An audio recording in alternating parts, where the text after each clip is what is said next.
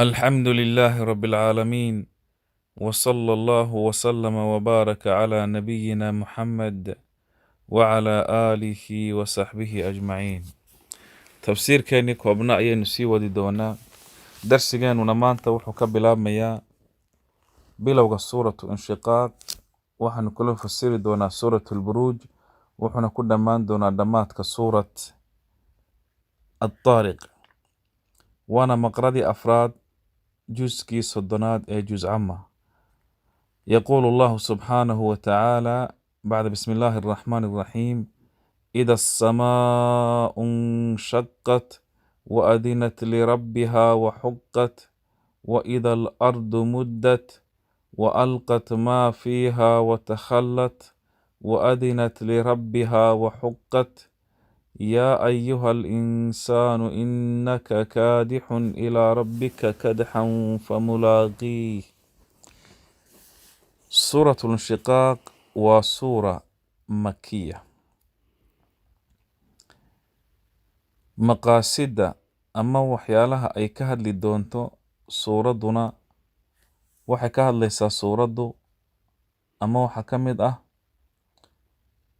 maalinka qiyaame sida kownku ay ugu khuduucayaan rabbigooda ama sida ay ugu qaadanayaan ay u maqlayaan Allah subxaanahu wa tacaala amarkiisa iyo sida ay ugu hoggaansamayaan Allah subxaanahu wa tacaala. sidoo kale waxay ka hadli doontaa dadka midigtooda laga siiyo kitaabka bidixda iyo kuwa midigta laga siiyo. tafsiirka suuradaynu ku arki doonaa.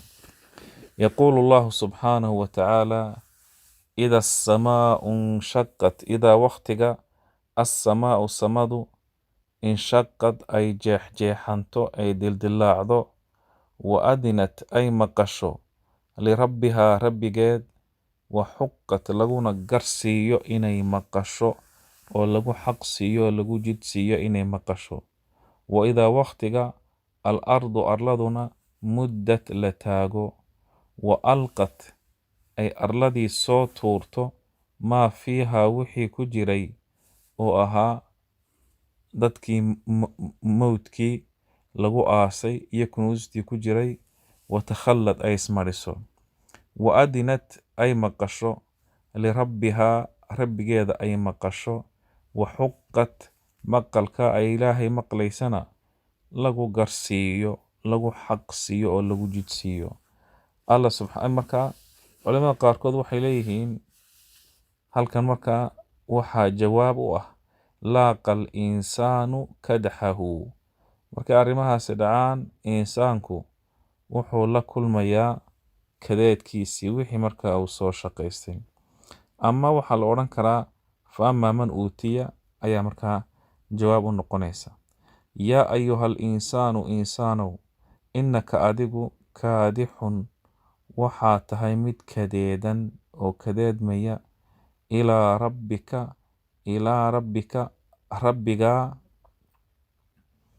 xaggiisa kadxan kadeed yacni ilaa inta aad rabbigaa aad kala kulmayso mid kadeed ku jira ayaa tahay. famulaaqiihi yacni ilaa inta Allah subxaanahu wa tacaala aad la kulmayso. halkan laba qowl ayaa ku jira. culamada qaarkood waxay dhahdaan waxaa loo celinayaa famulaaqiihida camalkaaga oo waxay noqonaysaa yaa ayuha al insaanu insaanow innaka adigu kaadixun mid kadeedmaya ayaa tahay oo shaqaynaya oo ku kadeedmaya ilaa rabbika kadxan kadeed famulaaqiihi waxaa tahay markaa mid la kulmaya camalkiisa. insaanow adigu waxaa tahay mid sameeya camalkaasi ama waa wax wanaagsan ama waa mid xun. marka camalkaagaasaad maalinka qiyaame aad la kulmaysaa. ilaahayna subxaanahu wa tacaala kaa ayuu ka abaal marinayaa.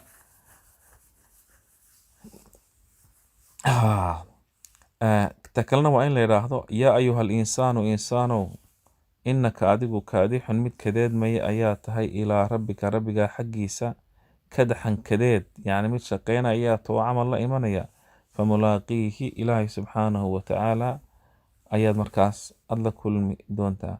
fa amaa man uutiya qofkii la siiyo kitaabahu kitaabkiisa biyamiinihi midigtiisa fa sawfa goor dambaa yuxaasabu la xisaabin xisaab yasiiran fudud wayanqalibu wuxuu u gadoomi doona oo u noqon doonaa ilaa ahlihi ehelkiisa masruuran isagoo la farxad geliyey.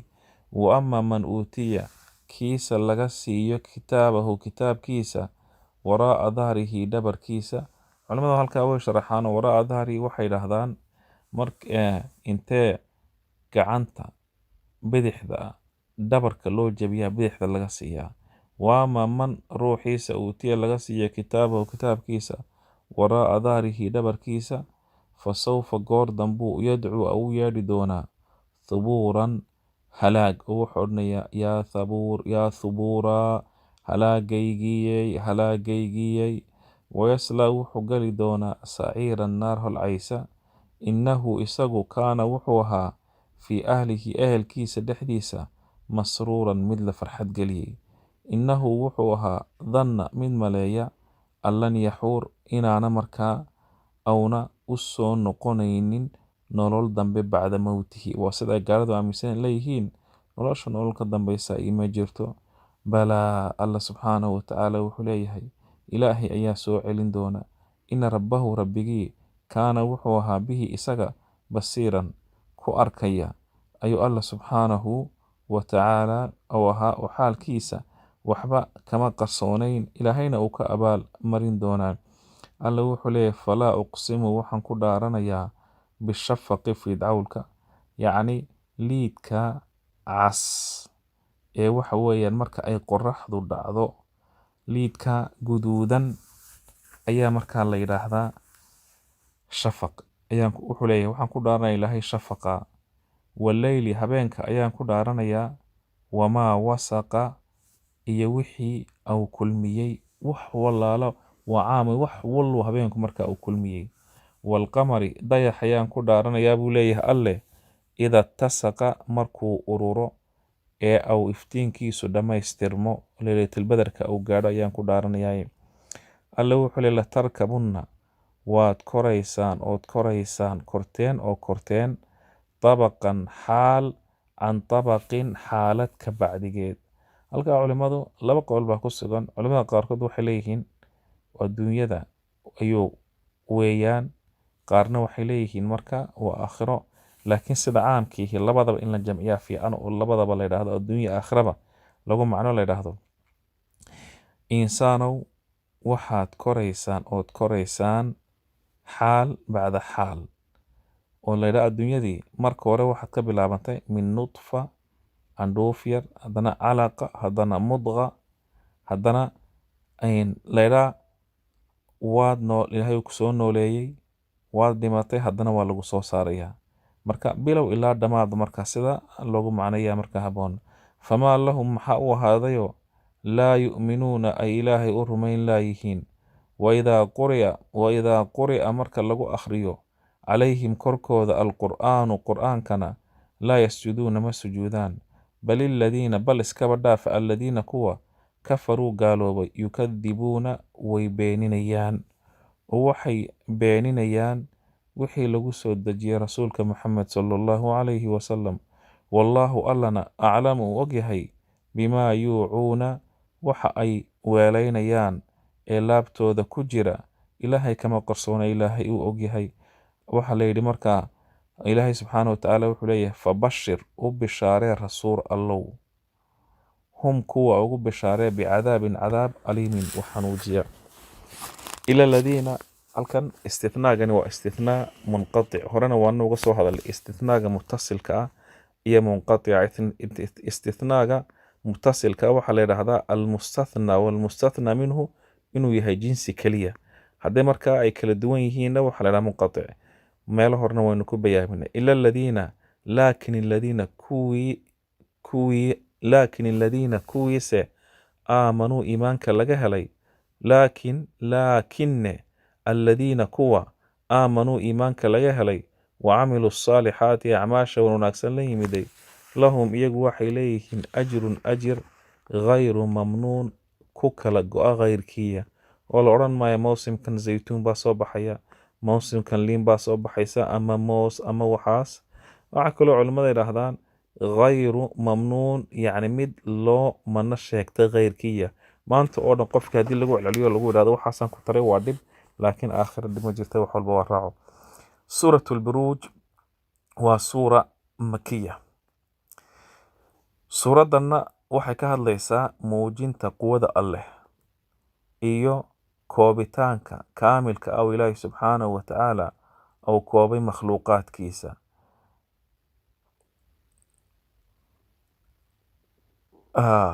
iyo qisada marka asxaabul ukhuduud ayay ka hadli doontaa iyo mawaadiic kale yaquulu allahu subxaanahu wa tacaala bacda bismi illaahi araxmaani araxiim bisinka munaasabooyin kala duwan ayaynu hore uga soo hadalnay والسماء alla wuxuu leeyahay samada ayaan ku dhaartay daati lburuuji buruujyada u saaxiibka ah alla wuxuu leeyahay waxaan ku dhaartay samada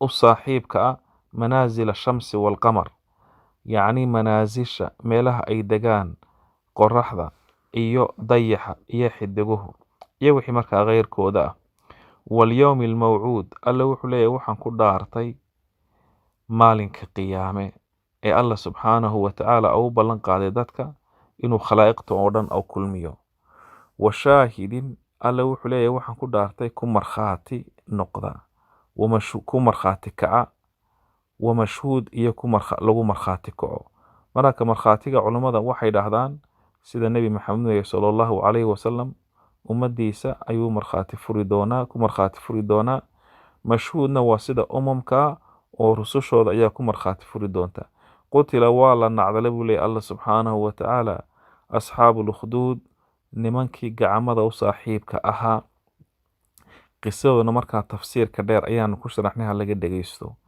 annaari daati alwaquud annaari kuwii u saaxiibka ahaa naarta daati alwaquudi huritaanka u saaxiibka ahayd ee waxa weeyaan hatabka iyo marka u saaxiibka ahayd id wakti hum iyagu calayha korkooda qucuudun ay kor fadhiyeen wahum iyaguna calaa maa yafcaluuna waxa ay ku samaynayaan bilmu'miniina mu'miniinta shuhuudun ay yihiin markaas kuwii goobjoog ka ah oo markaa arkaya nimankaasi naar ayay shideen naartii markay shideen ayay soo dul fadhiisteen qalbigooda adeygooda oo waxa mu'miniinta marka lagu gurayo godadkaas naarta laga shiday ayay markaa iyagu ahaayeen kuwo markaas shuhuud ah oo goobjoog markaa ka ah ayay ahaayeen xaadir ayay ka ahaayeen wahum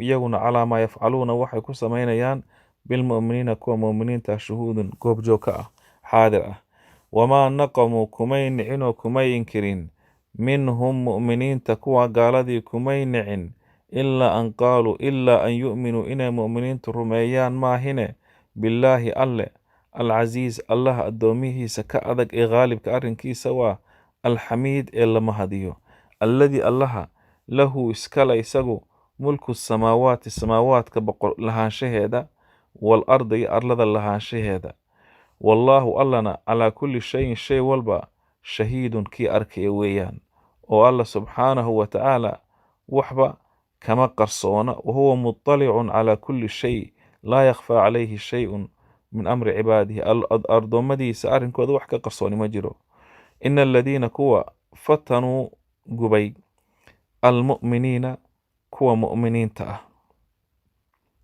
ina aladiina kuwa fatanuu cadaabay almu'miniina kuwa mu'miniinta ah mu'miniinta ragga ah waalmu'minaat iyo hablaha mu'minaadka ah huma intaa kadibna lam yatuubuu aan toobad keenin falahum waxay leeyihiin cadaabu jahannama cadaabkeeda walahum waxay leeyihiin cadaabu alxariiq gubitaanka cadaabkiisa ina aladiina kuwa aamanuu iimaanka laga helay wa camiluu falay alsaalixaati acmaasha wan wanaagsan lahum waxay leeyihiin jannaatun jannooyin tajri ay daraari min taxtiha hoosteeda ay qulquli alanhaaru webiyo. daalika kaasi fawzu lkabiir waa liibaanta wanaagsan. ina batsha rabbika rabbigaa qabashadiisu la shadiid waa mid adag oo daran. innahu alle huwa isagu yubdi'u abuurka isaga ayaa bilaaba, cid oo ka eg tahay ma jirto. wayuciidu isaga un baana soo celiya. wa huwa allana alghafuuru waa allaha u dembi dhaafa qofkii usoo toobad noqda u toobad keena ee addoomihiisa ka mida. alwaduud waa xaabun muxib, ilaahay wuu jecel yahay awliyadiisuna way jecel yihiin. dulcarshi waa allaha u saaxiibka carshiga. almajiidu ama almajiidi carshiga weyn. markaa halkan almajiid haddii almajiidu la yidhaahdo ilaahay bay u noqonaysaa oo la godo markaas daalka. haddii almajiidi la yidhaahna waxaa loo celinayaa carshiga. marka haddaan labadaba ku fasirno, dulcarshi allaha carshiga u saaxiibka ah, almajiidu ee sharafta leh. ama in la yidhaahdo dulcarshi allaha carshiga u saaxiibka ah ee isagu iskale, almajiid carshiga markaa majiidka ah. facaalun ilaahay waa allaha samaynta badan limaa yuriidu wixii au doono. hal ataaka ma kuu yimiday ayuha rasuul rasuul allow xadiithu ljunuud ciidamadii warkoodu ka bedel fircawn wa thamuud iyo reer thamuud warkoodii ma kuu yimiday. bal iskaba dhaafa aladiina kuwa kafaruu gaaloobay fii takdiibin been bay ku dhex sugan yihiin. wallaahu allana yacni bal aladiina kafaruu fii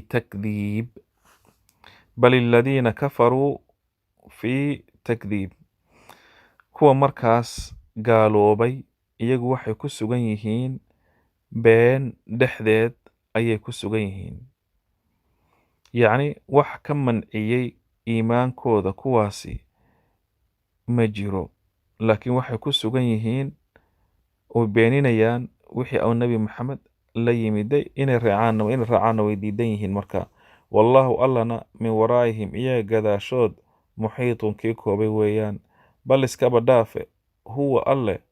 iskaba dhaafe huwa qur'aanun qur'aanku waa qur'aan majiidun majiid ah oo sharaf leh.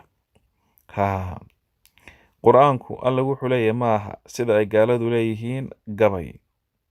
waxuu nebi maxamed samaystayna ma aha sida ay leeyihiin kuwan beeninayahay.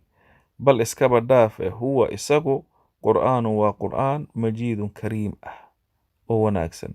fii lowxin loox dhexdii ku sugan maxfuud la xafiday oo waxa weeyaan waxba aan laga bedelin, takhriifna aan lahayn, waxna lagu nusqaamin, waxna aan lagu siyaadin.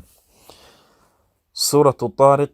bismi illaahi araxmaani araxiim. suuratu taariqna waxay ka hadli doontaa muujin la muujiyo alla subxaanahu wa tacaala ilaalinta au ilaalinayo, ama sida markaas qudradiisu in meel walba marka ay gaadhayso.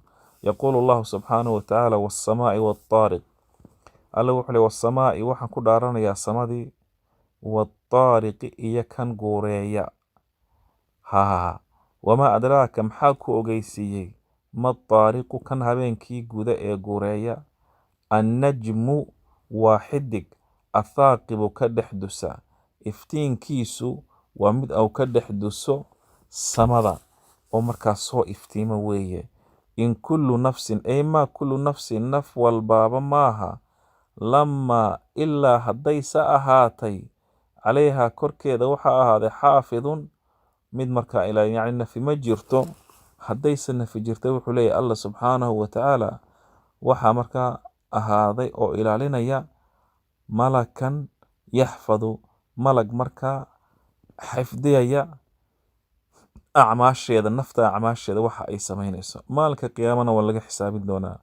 alla wuxuu leeyahy falyandur linsaanu insaanku ha fiiriyo mima khuliq wixii laga abuuray.